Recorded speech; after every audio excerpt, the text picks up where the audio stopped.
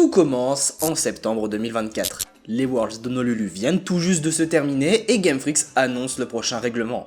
Le règlement H. Habituellement, plus les formats avancent, plus la puissance des Pokémon augmente. Mais pas cette fois. Aucun légendaire, aucun paradoxe, un format bridé, complètement atypique. Et ça, c'est une opportunité en or pour certains Pokémon d'avoir enfin leur place sur la grande scène. Et un certain Pokémon en particulier a très bien saisi cette occasion.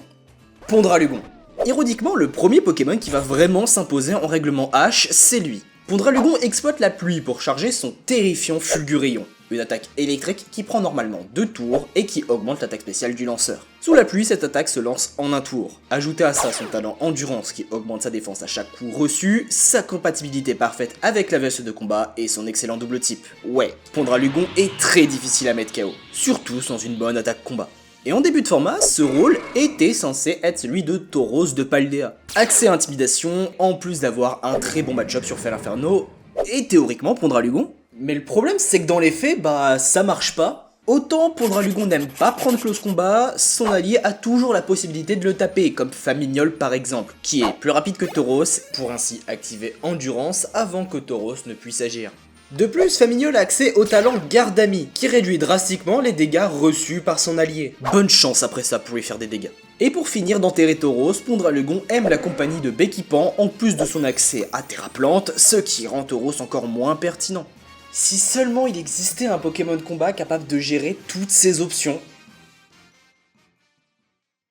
C'est en regardant les résultats des premiers tournois en règlement H qu'on comprend vraiment pourquoi Farfurex a explosé en popularité. Parmi les Pokémon les plus utilisés, on retrouve Gorithmic, Scalperer et Oratoria, tous trois faibles au stade de Farfurex. Mais ce n'est pas tout, Farfurex possède une vraie pression sur Fel-Inferno, même avec Intimidation. Il possède également une meilleure attaque et une meilleure vitesse que Tauros, ce qui le rend plus efficace. Il a aussi un très bon match-up contre les types acier du format, Pondralugon évidemment, et même Gros Mago. Attends, Gros Mago ? Spectre et acier ? Donc une immunité totale aux attaques poison et combat de Farfurex. Mais comment est-ce qu'il peut être bon contre un Pokémon pareil? Eh bien mon ami, grâce à Exécution Terra Ténèbres, l'un des sets les plus populaires de Farfurex en début de format. Et dans l'ensemble, Farfurex c'est bon contre un peu tout, mais c'est sans oublier que Farfurex est bon par nature, et soyons honnêtes, un peu mal designé. Avec son 130 en attaque, il a vraiment une force à ne pas sous-estimer. Mais alors Game Freak, pourquoi lui avoir donné Délestage? Un talent qui double la vitesse lorsqu'il perd son objet. Sur un Pokémon comme Farfurex, qui a 120 de base vitesse. Techniquement, Jonko a aussi Délestage avec 120 de vitesse, mais Jonko est nul, donc on va pas épiloguer. Et si on regarde les Pokémon hors 9G, Limaspeed possède aussi Délestage à 145 de vitesse. Mais Limaspeed c'est un Pokémon de support, pas comme Farfurex donc. On pourrait dire que son bulk le pénalise, mais non en fait ça en fait juste un excellent porteur de la ceinture force, donc ça n'aide pas du tout. Et ça c'est sans parler de son move pool complètement criminel. Bluff, la meilleure attaque de support du jeu. Close combat, son stab combat monstrueux. Exécution, parfait pour surprendre les gros magos et gérer les Terra Spectres. Ou encore coaching pour booster ses partenaires physiques. Mais surtout, l'attaque la moins faire, la moins équilibrée du jeu.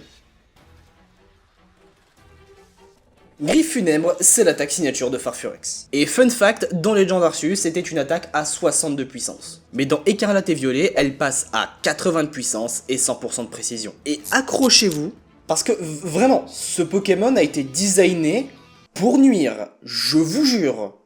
L'effet secondaire de Griffe Funèbre est complètement broken. Quand elle touche, l'attaque a 50% de chance d'infliger soit un empoisonnement, une paralysie ou un sommeil.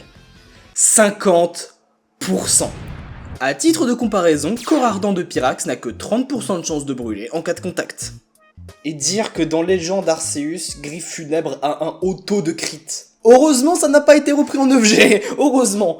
Prendre un poison sur Griffe Funèbre c'est déjà bien chiant, mais c'est clairement le moins pire. La paralysie ça devient pénible. En plus d'avoir 25% de chance de perdre son tour, elle coupe la vitesse du Pokémon par 2, ce qui peut beaucoup jouer dans certains cas.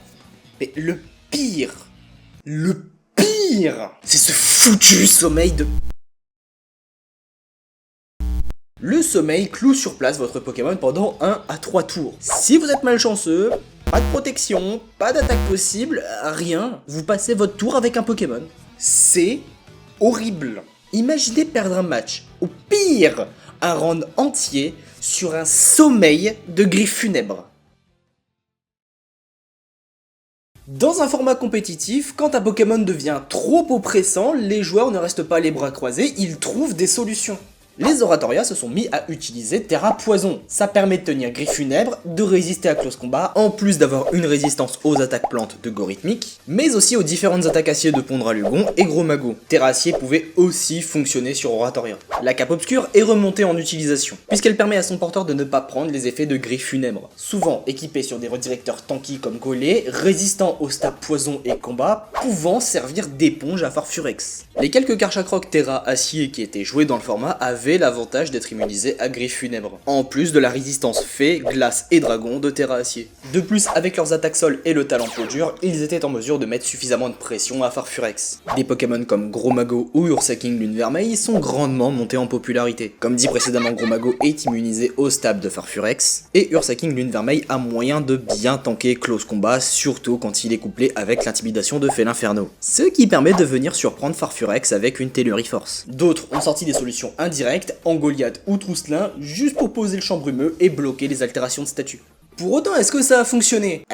Nope. Nope. Les chiffres des derniers gros tournois en règlement H le montrent, l'utilisation de Farfurex n'a que très légèrement baissé. Stuttgart, Toronto, t'inquiète, Farfurex était là, il t'attend. T'as beau ne pas en vouloir, il est toujours là. Et le pire, c'est que ce salaud s'adapte. Tu jouais Terra Poison, il était aligné avec Wimessiarmal. Tu comptes sur Karchakroc, Gorithmic arrive poser son terrain. Tu te protèges derrière Golé, Flambuzard et Félinferno entrent juste pour lui. Tu veux Chambremeux? Dommage, Gros Mago. Oui, parce que je vous l'ai pas dit, mais Farfurex a une énorme synergie avec les meilleurs Pokémon du format, oui. Gros Mago, Félinferno, Dracolo, Ursaking du Vermeil, Gorithmic. Tous ces Pokémon font partie du top du format et fonctionnent super bien avec Farfurex. Au final, on s'est retrouvé avec un metagame où Farfurex n'était pas juste fort, il était inévitable. Septembre 2025 signe le grand retour du règlement H en compétition. Et coucou Farfurex, comment tu vas depuis l'an dernier? Sans vanne, Farfurex est de retour et malgré que ses usages aient un petit peu baissé, il n'aura pas fallu longtemps pour que les gens trouvent le 6 parfait. Et rebelote, tu vas nous dire que Griffe Funèbre a encore volé des games, non pas du tout. C'est surprenant, mais dans la meilleure équipe du second règlement H, Farfurex ne joue même plus Griffe Funèbre. Souvenez-vous de tous les soucis qu'on avait relevés avant. Terra Poison, Karchakroc, Golé Cap Obscur, Champ Brumeux. Farfurex Terra Vol, Graine Herbe accompagné de Gorithmic règle absolument tous ces problèmes. La présence du terrain herbu de Gorithmic permet d'activer la Graine Herbe, et donc d'activer le talent délestage. Mais pas que, puisqu'il va doubler la nouvelle attaque qui remplace Griffe Funèbre, Acrobatie. En combinaison avec Terra Vol et Danse Lame, ça permet de mettre énormément de dégâts très rapidement. On ajoute à ça un Fenard d'Alola pour le speed control avec Vent Glace, Félinferno toujours confiant pour intimidation, Gros Mago Terra Eau, littéralement le meilleur Pokémon du format, et Ursaking Lune Vermeille Terra Électrique qui tank Ruée d'Or des Gros Magos adverses avec son accès à bâillement pour garder le contrôle sur la game. L'équipe parfaite. Mais alors, vu que Farfurex ne joue plus Griffe Funèbre, le format est mieux du coup? Bah pour être 100% honnête, oui. Ok, c'est toujours loin d'être mon format préféré, mais ne plus se faire voler une game entière sur un proc RNG injuste, ça fait du bien. L'histoire de Farfurex ne s'arrête pas réellement ici. Parce qu'en fin d'année, Pokémon Champion devrait enfin pointer le bout de son nez, avec de nouvelles règles, de nouveaux Pokémon, mais surtout un format extrêmement proche du règlement H actuel. Sauf que cette fois-ci, on retire la Terra Cristallisation, qui, soyons honnêtes, rend Farfurex vraiment très fort. À la place, nous aurons le retour des méga évolutions. Et certaines sont de véritables menaces pour Farfurex. Méga Dracolos, Méga Gardevoir, Méga Lagron, et j'en passe d'autres. Et puisqu'on parle de Méga Lagron, les Team Rain avec Pondralugon vont récupérer un Pokémon dévastateur sous la pluie. Ce qui est d'autant plus intéressant que le corps actuel Farfurex Gorithmic Fenard d'Alola peut encore très bien fonctionner dans ce futur format. Alors Farfurex est voué à devenir moins fort? Bah pas forcément. Farfurex a toujours de grosses qualités, mais il devra évoluer dans un environnement où certains méga Pokémon ont des statistiques totalement démesurées, et où quelques nouvelles menaces font clairement flipper. Je pense quand même que Farfurex aura toujours ses cartes à jouer. Peut-être dans un rôle plus mesuré, peut-être moins central, mais une chose est sûre, lui et sa Griffe Funèbre sont encore très loin d'avoir déversé toute leur encre. Et tout votre set.